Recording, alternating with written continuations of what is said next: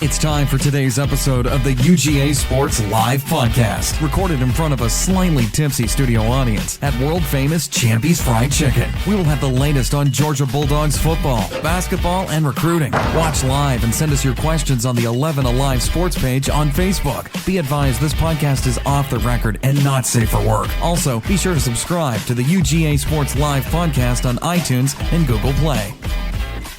Hey everybody, welcome to the UGA Sports Live Podcast here at Champy's on Baxter Street. My name is Radi, joined by the globe-trotting Jake Roos and Hall of Fame coach Jim Donnan. We are live at Champy's on Baxter Street, home of the best fried chicken in the universe. If you are coming to town, you need to tailgate. You need to come by Champy's and pick up a giant box of their fried chicken and sides. It's the best tailgate box you can get. Swing by Champy's and check it out.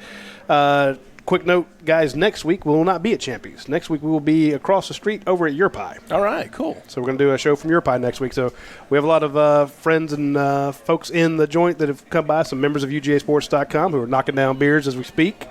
We got everyone tuning in. Next week's show will be live from Your Pie on Alps. So we'll have some pizza over there. You got to make sure to remind me of that now. I'm on autopilot here. A man of routine. Can't miss those groceries. Anyway, I want to give a big shout out to Athens Ford, Aaron Overhead Doors, Your Pie, of course, Academia Brewing Company, Cable East, and the Georgia Game Day Center. Let's jump right into it, guys. We're a little late getting started today. Jake was out in Las Vegas. Doing Las Vegas things, seeing a bunch of five-star guys, and he was actually the first one here today, which I think he came straight from the airport. I did. I took a brief nap at home. I got about 2.5 hours at home, so we're gonna make Jake carry the show today. Let's see how Jake does on 2.5 hours of sleep. Anyway, sleep's overrated. Exactly. Sleep when you're dead. That's what my dad says. So we'll ask you definitely about all the 5 stars you saw. You saw how many? What, 5 stars? I've seen 5 stars over the course of the last about week and a half, yeah. So that's about 20% of the rivals, the current 5-star class. I'm just saying you can't find anything like that anywhere else in the world. If you want to find great Georgia recruiting coverage, follow Jake Roos, follow UGASports.com. Good job sending them all over the country. I saw 17 5-stars Saturday. How many we got? We got at least that many. Well, that's a target-rich environment. But stars Coach. don't mean anything anymore. You got to leave that out. Kirby doesn't like talking about that. But seriously, before we get into our show, I just want to give our deepest from the UGA, our site, our deepest condolences to the Bill Say family. Yeah. We lost a tremendous guy who just he's so loyal to Georgia, played here under Wally Butts, and his wife Margaret, good friend of our family. He fought cancer here, and he meant so much to all the coaches at Georgia, whether you were the head coach, assistant coach. He was just a guy that loved the school, and heartfelt condolences to his family, and all the Georgia people are mourning today. Yeah, that's a tough one. To say he's very, very well known, very well beloved family on UGA Sports, absolutely. And our deepest condolences go out to them. Coach, we have to shift gears and talk a little bit about the game that was here in Athens. It was first off, I would say to you, and I don't know how many of the fans listened to it, but I feel like that the after the game show really gives you a pretty good idea about right off the bat. It's kind of like these political debates where people just all of a sudden they just analyze it for you. And I feel like you're really underselling it if you're comparing it to political debates. I'm not talking about the latest ones. I'm just talking about all these guys that get on there and start talking about what they should have said and all that. But I do feel like Dane Young does a good job moderating that, and we can get some back and forth with Radi, and we give our initial impressions of what happened. And from my standpoint, I was just overwhelmed with the way so many different players were able to get out there and perform pretty effectively. Because usually when you put that many guys in a game, you're going to have some plays that look pretty bad. You know what I mean? And overall, I mean, they give scholarships. They're going to get some plays against us. You can't shut them down all the way. And the guy made a good play on the interception. But overall, just the fact that we were able to play that many guys, get through pretty much unscathed injury-wise, and build some good morale. Guys go out there and practice and they work hard and get a chance to get into games. The second team and some guys that are down the roster got to play. And I was encouraged that the improvement we made on the non-stupid penalties and just the overall way that our kicking game continues to be dominant. So even though, you're playing against yourself, so to speak, when you play a team like that, which I would give them a lot of credit because they had a good plan for us. They did a good – what do you point to? Something happened here? We got some people chiming in here saying our audio's struggling. Our audio's struggling? But keep going. No, hey, I didn't mean to throw you off. Test one, test two. No. Let's get that audio going here. But you mean some sign language? I can sign. I don't know that that's appropriate. I only know our viewers at home. We only know one sign, Coach. All right. You didn't know I could do that. But anyhow, here's the deal. Our team, at this point in the season, except with the loss of our starting right tackle, who hopefully it's going to be back soon, but overall just a very fluid team, with very athletic, with good pressure on the quarterback. But I was going to say, in the case of Murray State, a little bit different thing than I've ever seen before. You've seen teams come to the line quick and run plays in a hurry, or you've seen them wait and then move out of the huddle and run a quick play on short yardage. But they did a good job of disguising their formations. They lined up in the huddle and waited and then broke real quickly with just about 5 seconds to go. So it's hard to make any checks. You do know what kind of personnel's in the game, but you don't really know how they're going to line up 3-by-1 or 2-by-2 or whatever it might be. So from my standpoint, they did us a favor because that makes our team understand how you have to recognize things quickly and get the right call. You know what I'm saying? So that happens a lot of times when a team breaks a huddle early, but I've never seen it happen when they get like that late. So kudos to Coach Stewart and the Murray State staff for that little deal that they pulled. I thought it was pretty smart.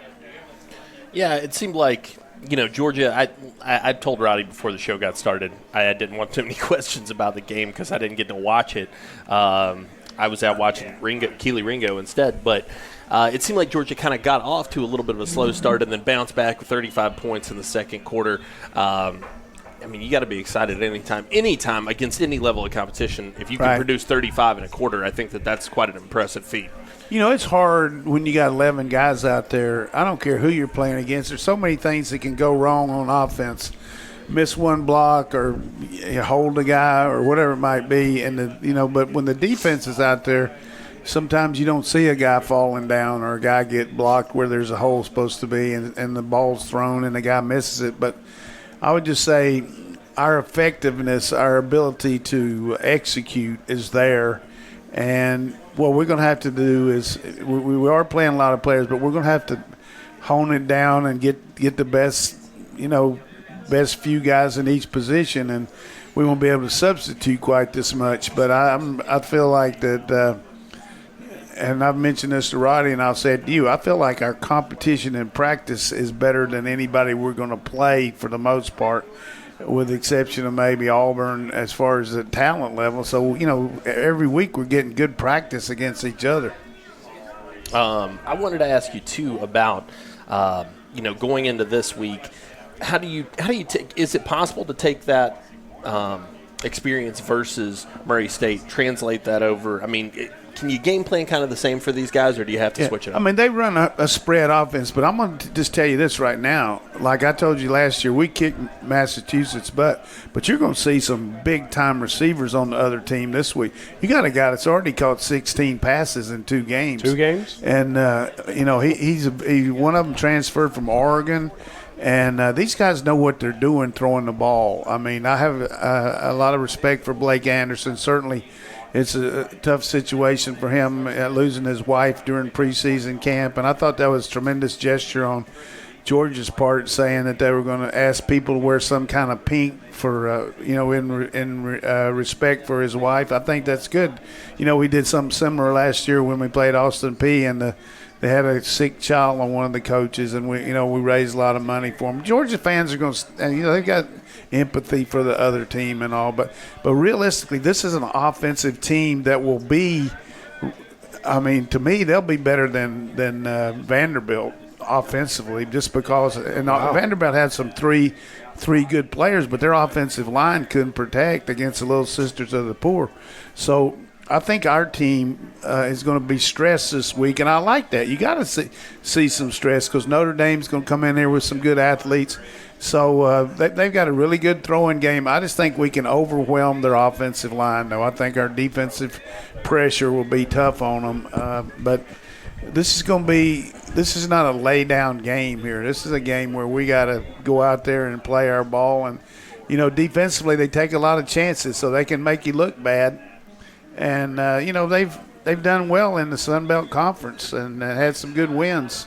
And when you go on the road and go all the way out to Las Vegas and play, you never know what's going to happen. Now, UNLV's not that great, but they got a good scheme. They know what they're doing.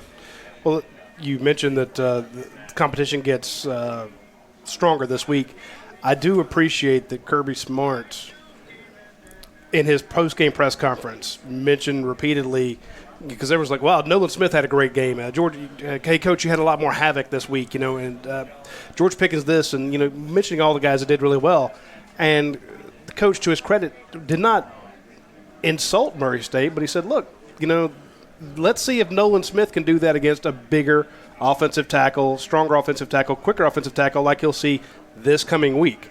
Bulletin, he can. Yeah, but he does it in practice. Yeah, but he does it against guys like. But I see the point. Yeah. I'm not trying to be smart. I appreciated that Kirby's like, he's like, look, let's call it what it is. This was a team that's not on our level. A lot of guys got in. We got to see them do it. But he said, he pointed out, we'll see what the real test of these guys can do against a stronger cornerback. Can George Pickens get open again against a better cornerback?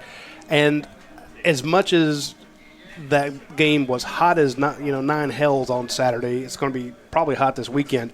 These are some games that I know the fans aren't too excited about, but when you've got these freshmen that you're expecting to play, and they're getting out there, and you've got two new coordinators that you're working out, who are putting in different packages, different personnel packages, and running their schemes, you're going to get three good building blocks: the Vanderbilt game, the Murray State game, the Arkansas State game, going into this.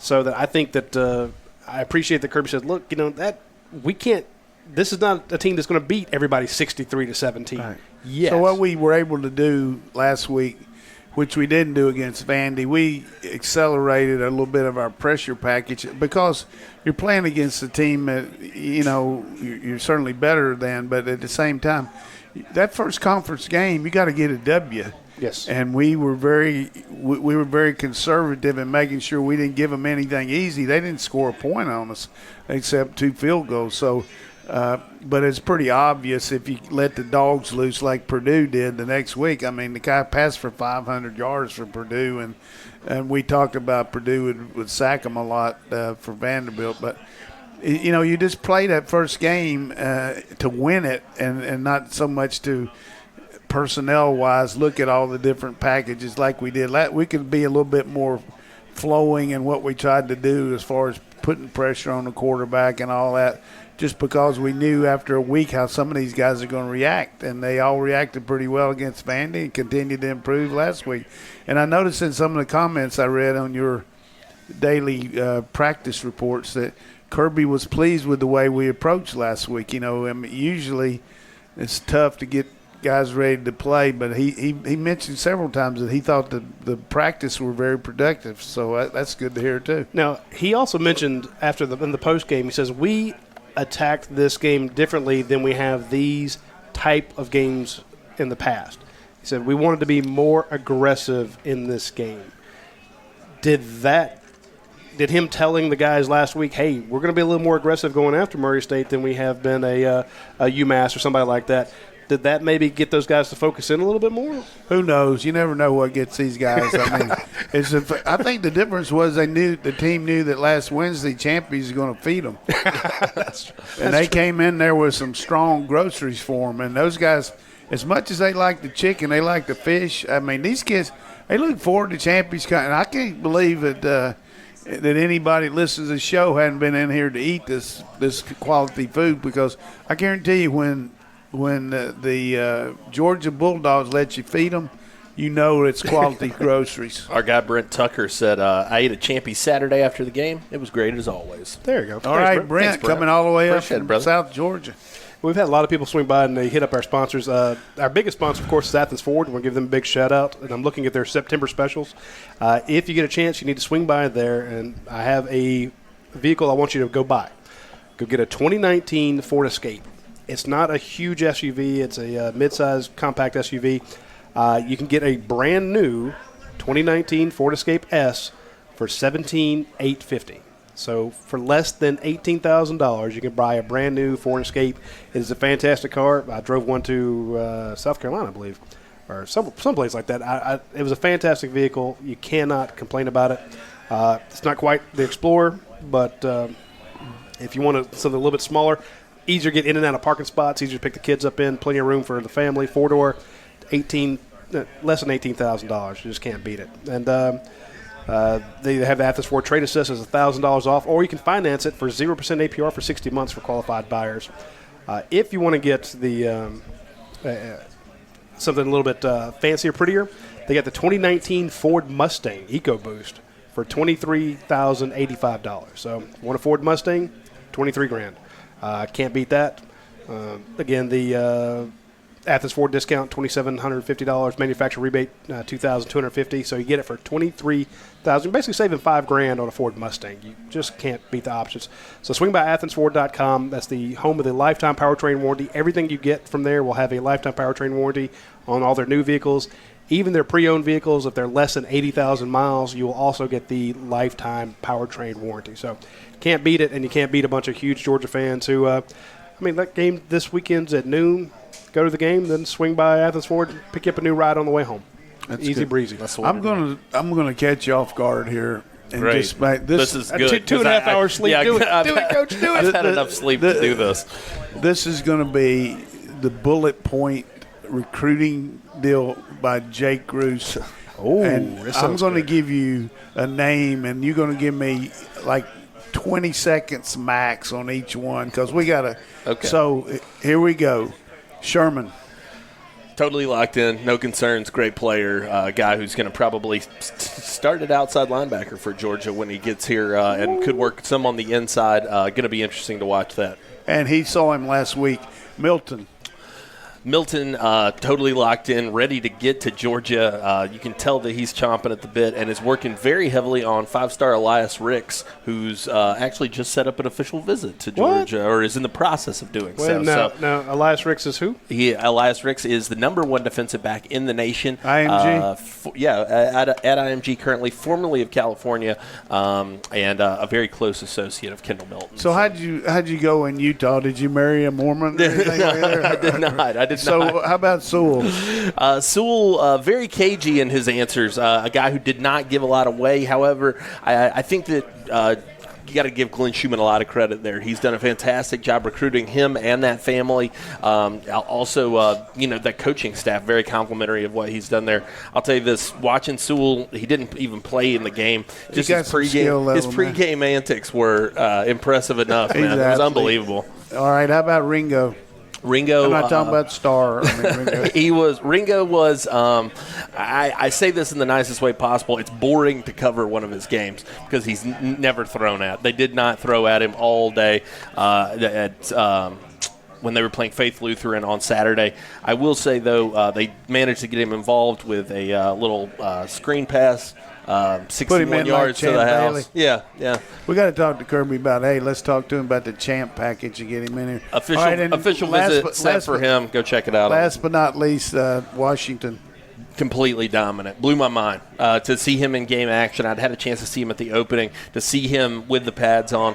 A dominant player, grown man, and a guy that I think Georgia sets incredibly well with. My opinion is he's number one on the tight end board right now, just because. How about between him and Gilbert? You've watched them both live. We had Gilbert at our in the summer over here. When you watched him over at the Dome, you got this guy, and you also watched him out at the Elite 11. Yeah. So the pressure's on both of them.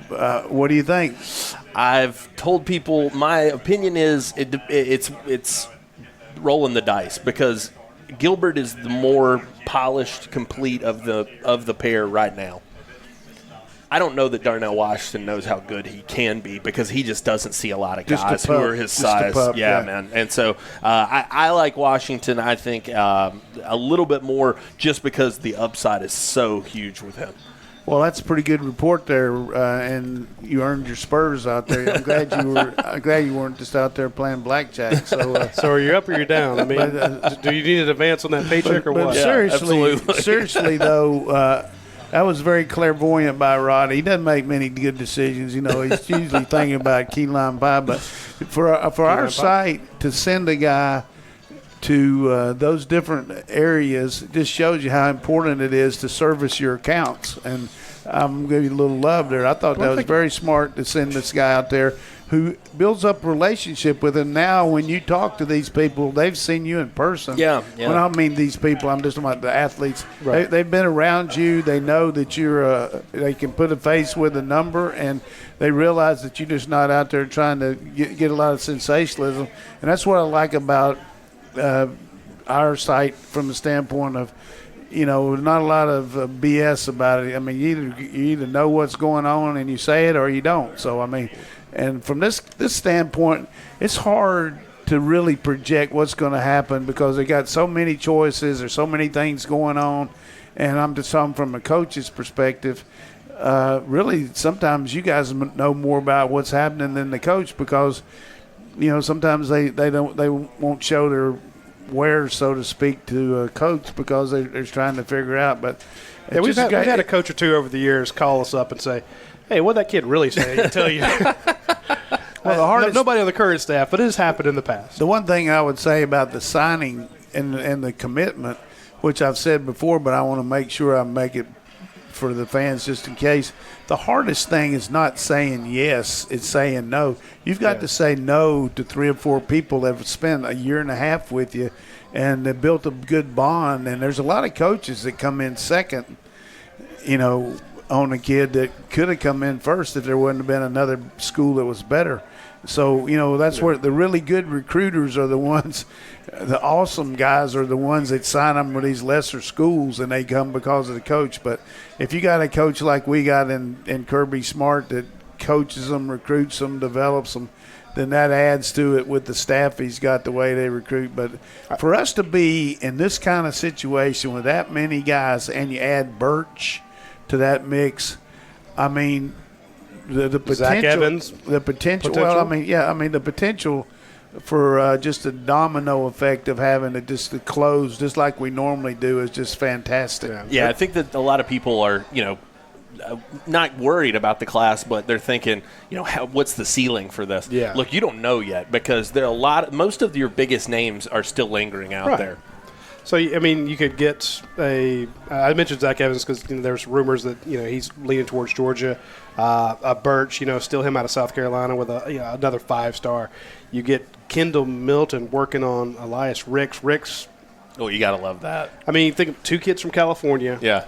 Ricks and Keely Ringo in the same class. How big is Ricks? Ricks is about 6'2.5", 6'3", and the thing about him is you got to think it's a huge benefit to Georgia that he's now playing on the same team as Warren Brinson. Yeah, where was he from originally? He was from I think he was at Mater D out in California. So playing his senior year though at IMG Academy with Brinson, that makes him all the easier for Georgia to see. I'm not saying that that's going to be the end all be all, but you got to think it helps. Here's the other thing that I feel it's important, and Radi gets to talk all the time, and I'm talking too much here, but I want to tell you this. I just think when you put Nolan Smith out there and N'Kobe Dean and Jermaine Johnson and you put all these freshmen out there, Trevon Walker, and they look like they do, you're just reiterating to the kids, look, we'll play as freshmen. Yes. If you're good enough, even though we got all these players, you're going to play for Georgia. And that's proof in the pudding there. And that's what's great about the 4 games, not for the star players, but some of these guys that probably will get redshirted, like those 3D linemen. You know, they got to go out and play some, and that keeps their morale up, and they keep working hard and practicing. So we're in good shape on these 5 stars in a lot of ways. But I think just the fact that we've done so well with the last 3 years have been unbelievable recruiting here. I want to add on to that because I know a lot of folks think, well, if these 5 stars come in and then they play ahead of a guy that you already have on your team, does that with the new transfer portal, is that guy gone?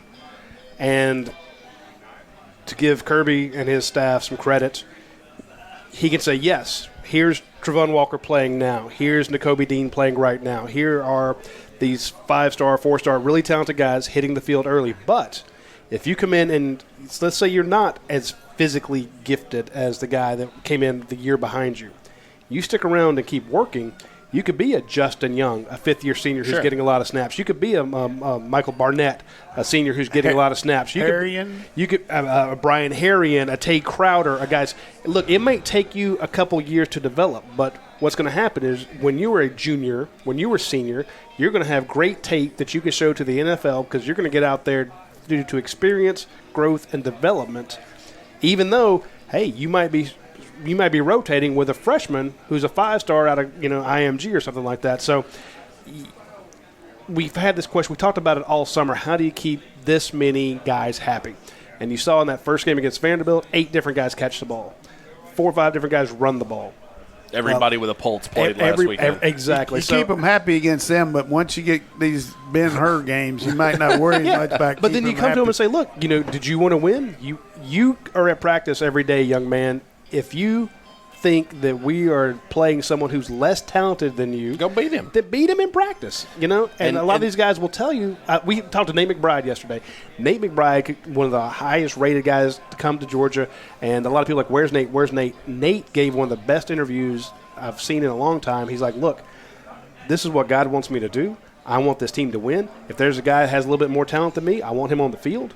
I'm going to try to beat him in practice. I'm on every special team. He's on kick coverage or punt coverage. I'm going to make plays, and we are going to win." They've done a good job of recruiting the kind of kids as well, and I've heard this now from Josh Braun, Mikael Sherman. Those are the 2 that jump out to me. They say, look, I realize that to get to where I want to be professionally, which is in the league, I'm going to have to beat out guys of this caliber. I have to come into a situation like this. Mikael Sherman said, look, if I want to play at the next level, I've got to beat out Nolan Smith. I've got to beat out Adam Anderson. These are the guys that you have to go up against. That's what an NFL roster is going to look like. Yeah. I think they've done a good job selling them that. And if you just put it in the context of there's 32 guys taken in the first round every year. Sure. And you look at it, how many guys are going to be first-round players that are these 5 stars? Hopefully some of them, but not a lot of them, because there's going to be other players at their position that might be better than they are at other schools. But what you can say to them is, based on what we've done in the past, coaching at Alabama, Coach Pittman coaching where he has, at this point you rate very favorably to a guy I used to have, and I feel like you can – if you come in and do what you can move up the ladder.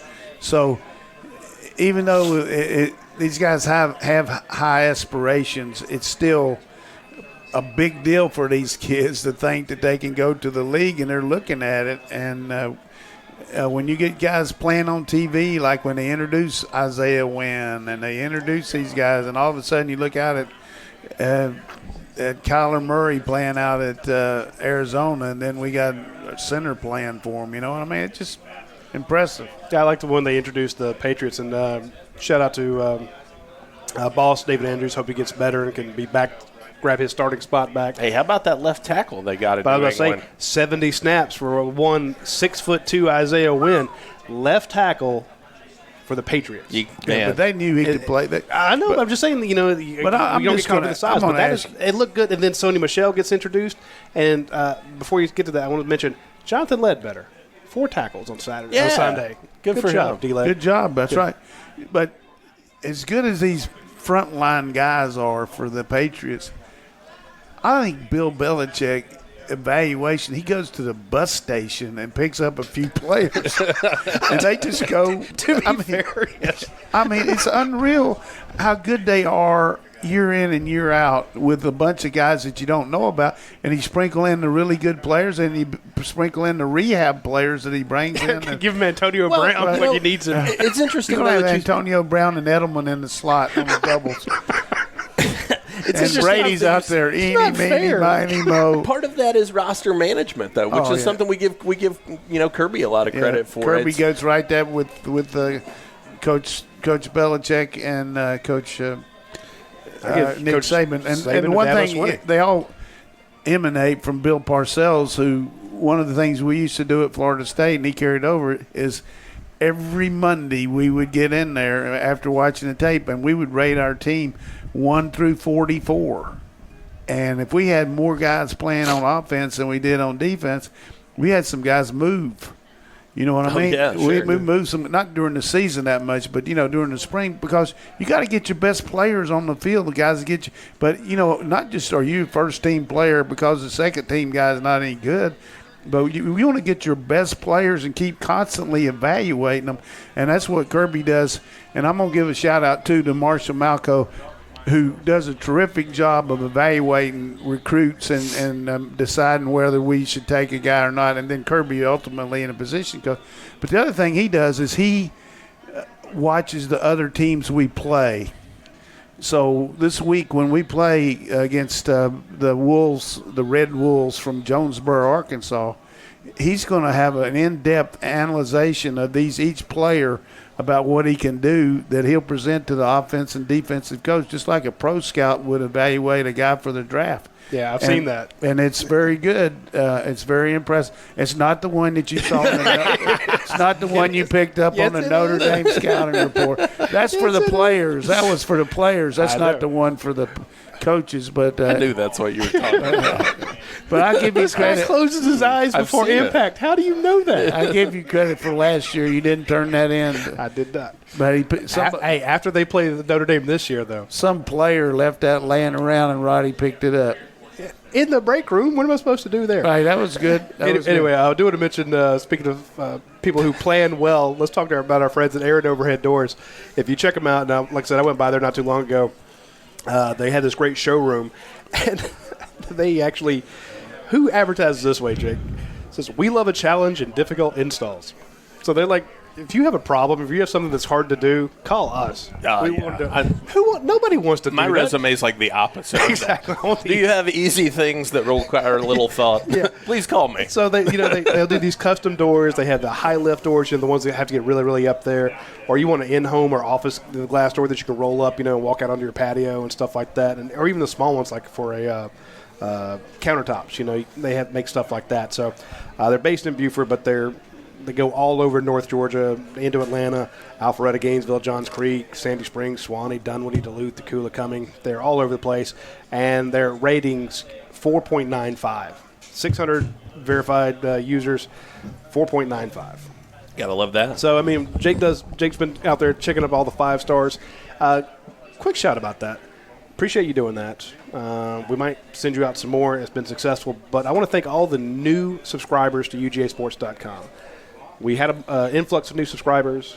We took the money from that and bought plane tickets to send you out. We also added Brent Rollins from Pro Football Focus, Dane Young from the University of Georgia Journalism School, Seth Rainey, a young intern who's doing a great job, great writer there. The kid's got a big future in front of him.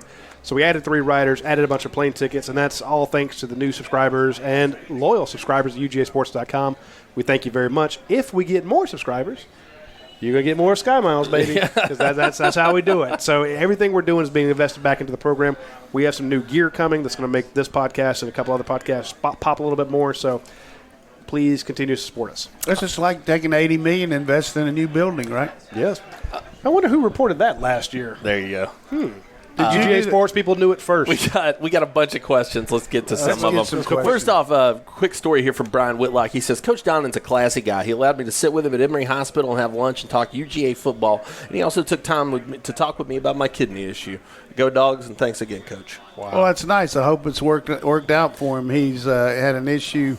I think he was getting ready to have an operation. Tell him to tell us how it worked out. But, I hope everything's going great, Brian. But I had had a chance to talk to him, and he was going through a similar thing to what one of my friends, Dennis Franchione, the coach used to coach at Texas A&M and around the country, and he had to have his kidney taken out. So I set up for Dennis and him to talk a little bit about everything that they did. So I'm glad I was able to help. That's awesome. It's nice of them to call in. Godspeed, Brian. Chadwick Ivory with a good question here. He says, Coach, what schemes offensively and defensively does Arkansas State run? What can Georgia expect from those?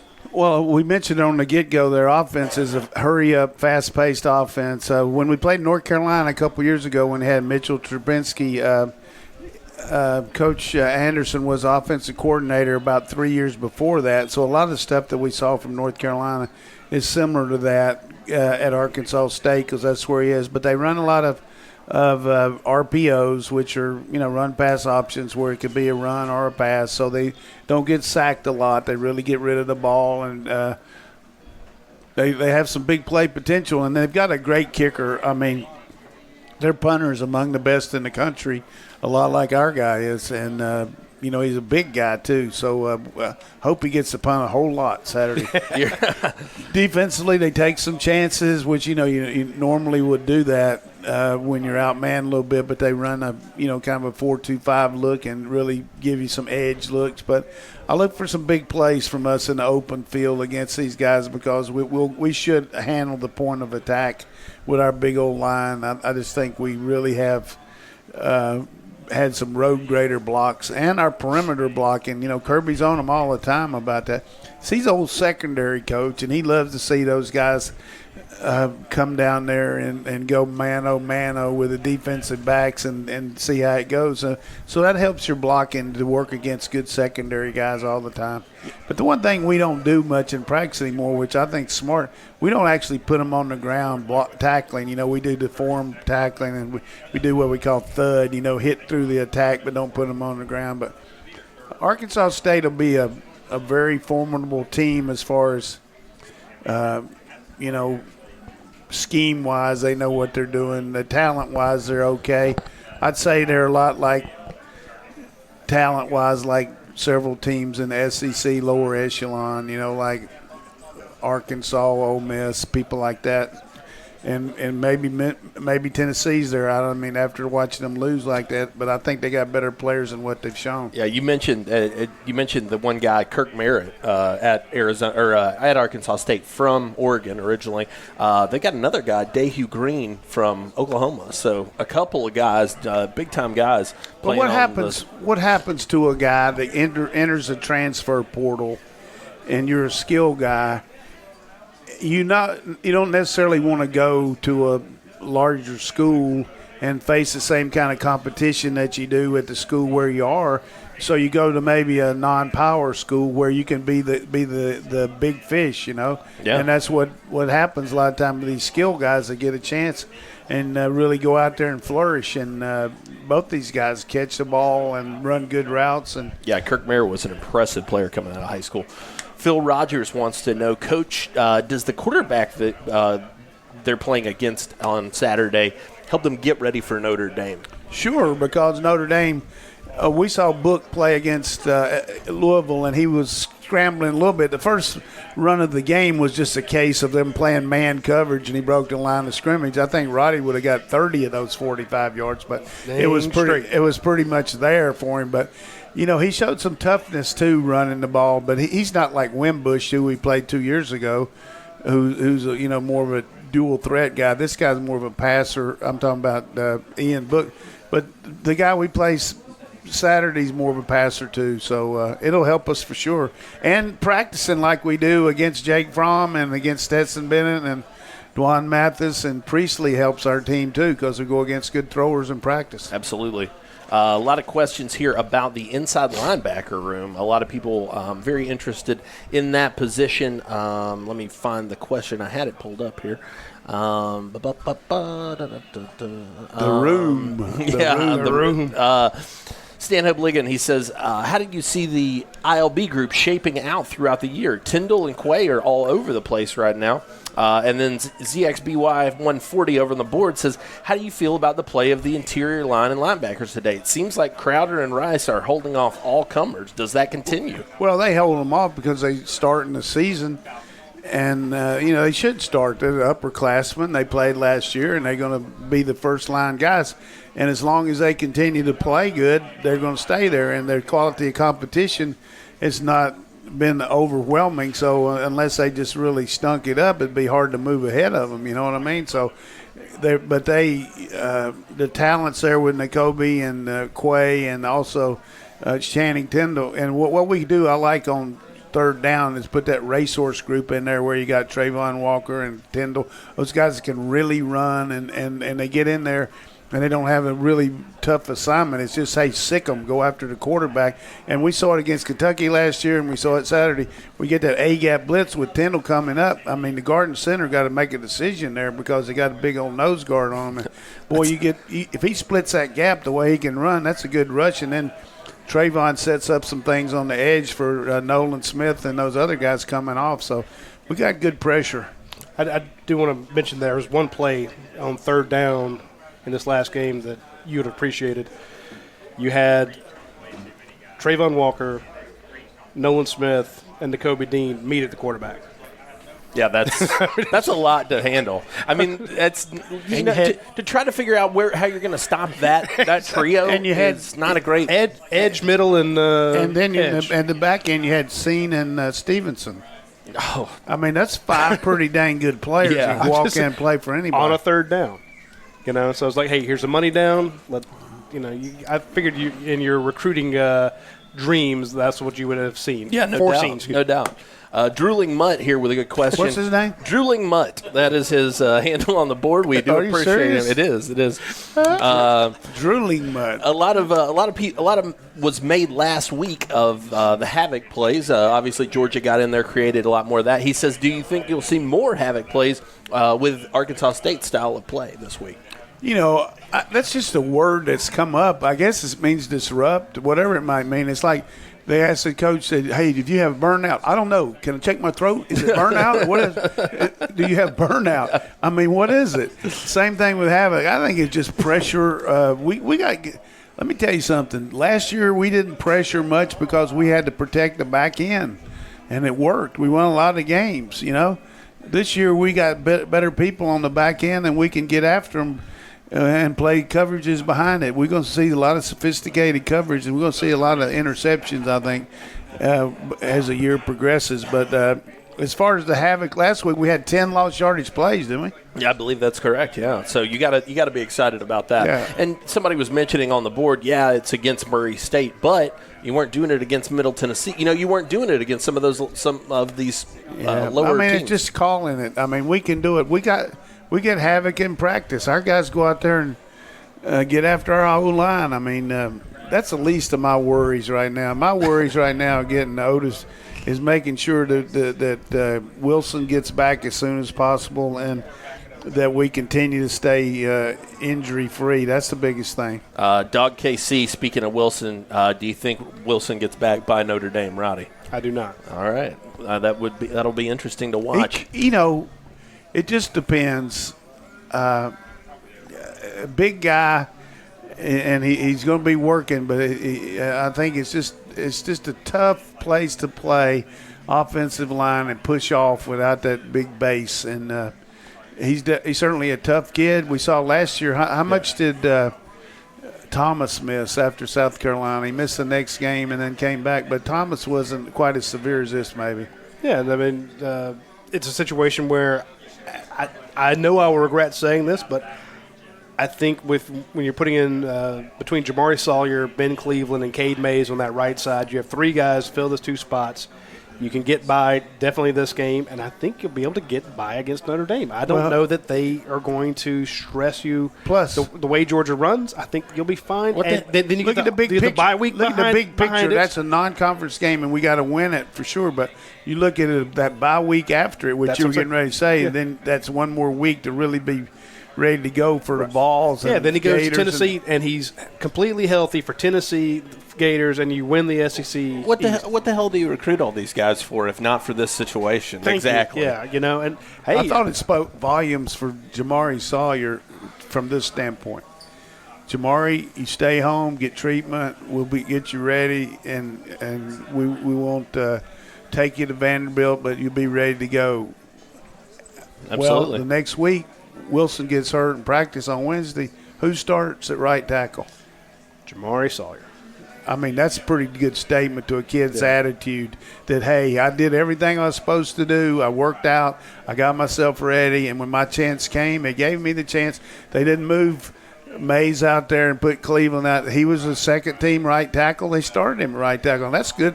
I mean, that's the way to treat people, I think. Yeah. That's why Sam Pittman is up here and some of these other guys are behind it. Well, remember when we interviewed him well before he committed, he said, where do you see yourself playing? He's like, well, everyone has me playing inside. Yeah. Guard or center. I'll do either one, but, I'm playing tackle now. I like that. And we said, well, is anybody talking to you about playing tackle? Only Georgia. And he's got the thing about it is I think people assume that because he's not the tallest guy in the world, but he's got the Chuma syndrome. He's got no neck. Jamari just his head starts at his shoulders. Isaiah Wynn. And I think that, he's taller than Wynn, isn't he? He is, yeah. Just Jamari probably goes about 6'4", 6'3 and a half, 6'4". Dog to the Bone says, you guys sound drunker than I am. And I just knocked down my second academia. I think we need to get shout out to him for joining us here. Dog to the Bone and Drooling Mutt need to meet. You know what? That would be a good deal. I'll give you a little drool if you give me some of that bone. Speaking of good band names, either one of those would work. On September 27th, we're only 17 days away from Aftoberfest out at Academia Brewing Company. It's from September 27th through the 29th. Just a ton of bands out there, a ridiculous number of bands out there, like Rosie and the Rat Dogs, the 4-piece hard rock band from Athens, Georgia, who like big amps, loud noises, and flannel shirts. Oh, that sounds right up my alley. I'm just saying. You can catch them on the indoor stage on Friday at Oktoberfest. Folks, you got to go out to Academia Brewing Company. They have fantastic beer. They keep bottling stuff. They got the Skull back on tap. I mean, it's just a ridiculously good food and great beer. And then they're going to have this giant music festival from September 27th to the 29th. I don't know how much more we could say about that. I mean, if you want to see a bunch of great bands, you want to eat great food, you want to watch games. I was going to say, on Saturday after Saturdays, that noon game, yeah, you're looking for somewhere with the big screens? Yeah. Well, not only that, hey, you want to go watch the Falcons on Sunday? Swing by Academia. Why would you want to watch the Falcons right now? Yeah, I'm just saying. Ugly. That was brutal. Well, maybe you want to watch somebody else. Hey, you want to watch I saw that Thomas Davis leads the NFL. You're supposed to retire.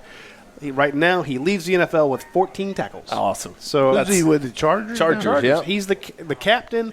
Goes to the Chargers. They're like, hey, let's see what he can do in an additional year. 14 tackles in week 1. Leads the league. How about I hate that. So maybe you want to watch the Chargers. How about the Texans' defense at the end of the game last night?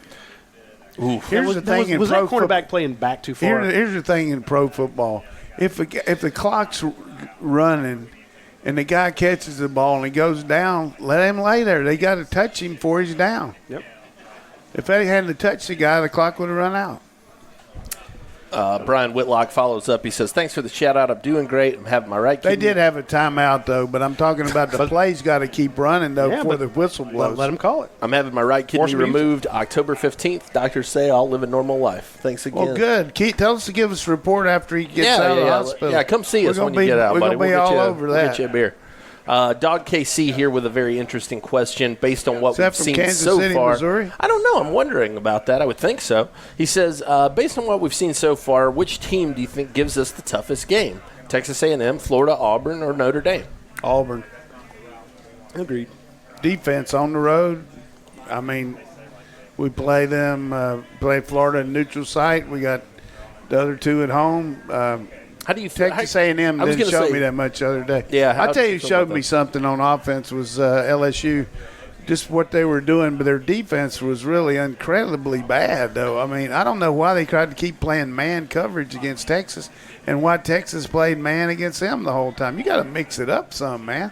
Send a memo to those guys. They're doing too many clinics. They're doing it on TV and too many interviews, those defensive coaches. I mean, Aranda's a good coach, and so is Orlando at Texas. But, hey, man, when they get that many, you don't see many teams scoring against really good defenses like that. Now, that was unreal. But Joe Burrow looked like he was unreal. I think that LSU gets it together on defense, and you've got to be concerned now that they're playing offense in that form and fashion. They got that one that's game. Scary. They got that one game over there in Alabama someplace, and some town name begins with a T that I don't know if they want to go over there. So they finished the season 11-1. Hey, right now, I told you this before. If you pick the 4 best teams in the country, 3 of them from the SEC and 1 from the ACC, that's it.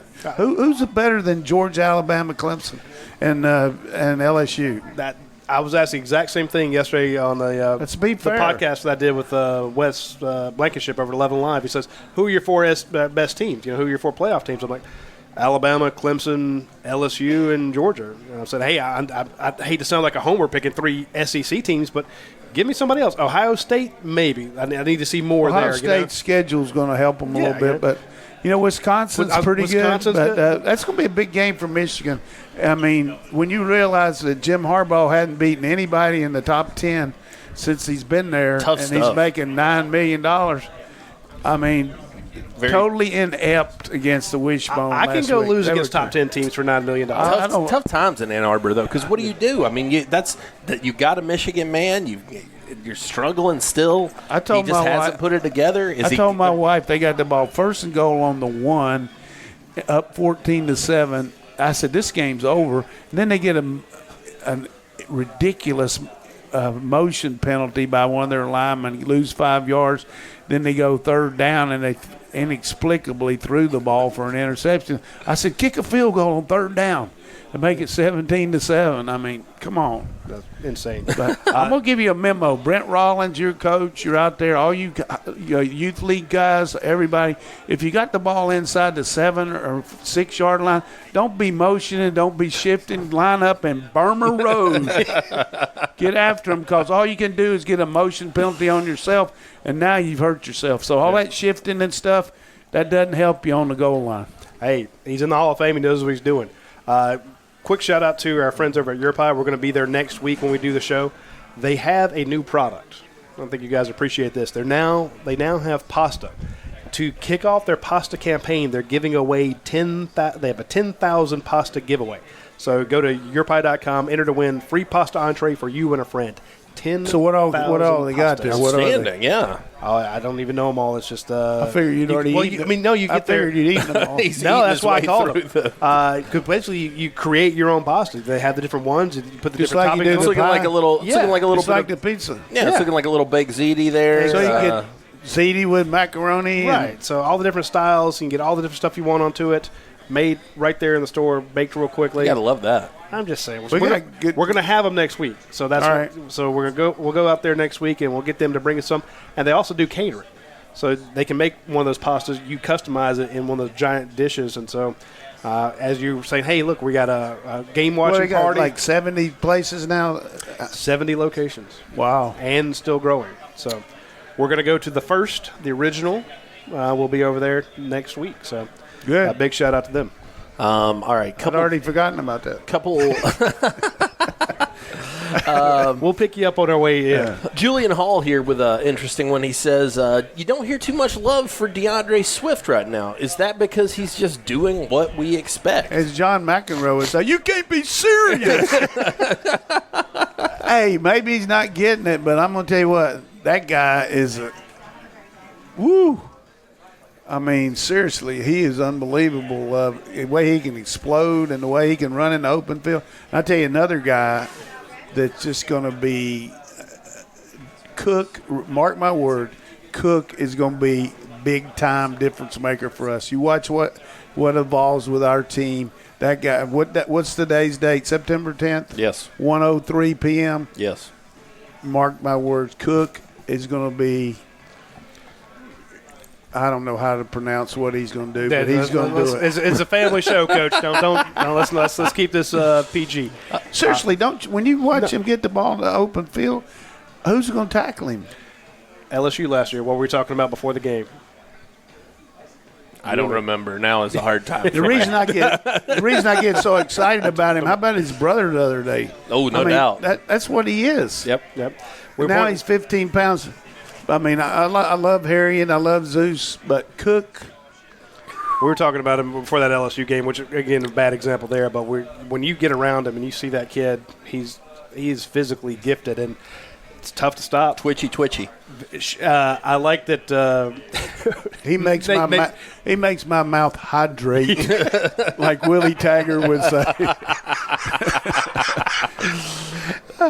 Nate McBride says, "Yeah." We asked him about James Cook. He goes, "Yeah, he's shifty." You know, I mean, you could just see the shifty. I've tried to thud him up and missed him. He's like, you see him cut in one way and you commit, and then boom, he's the other way.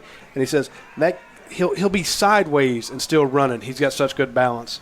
And I think of a guy like, I go back to Noshawn Marino, who is my epitome of balance, a guy whose hips would just swivel off. When you watch James come around, you know, his legs move out of the way of these would-be tacklers, and it's just the speed and the power the kid has. And I don't know how, as a defensive coordinator, you're like, okay, if they give it to the guy in the backfield, we got it. We got coverage over here. This is what we're going to do for, containment. And then all of a sudden, they've lobbed it to James Cook, and he's off to the races. Alvin Kamara Jr. That's a good way of putting it. And what is Alvin Kamara but a nightmare for defensive coordinators? Oh, because man. It's like, who do you put on him?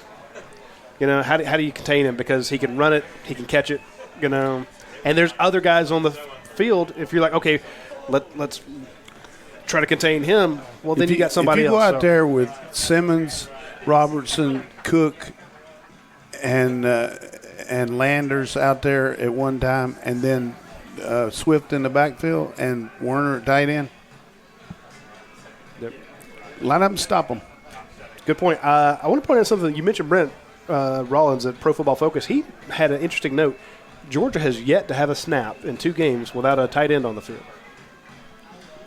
It's because they're trying to play bully ball. Interessante. Exactly. They just happen to be – lots of times there have been 2 tight ends on the field. They've been running that 12 personnel. But it's very interesting that there's not been one play in which there was not a tight end on the field. And I want to tell you one thing that I usually don't talk about what I say, but remember this first show in the summer when I said, hey, watch out for Wolf. That's true. You did.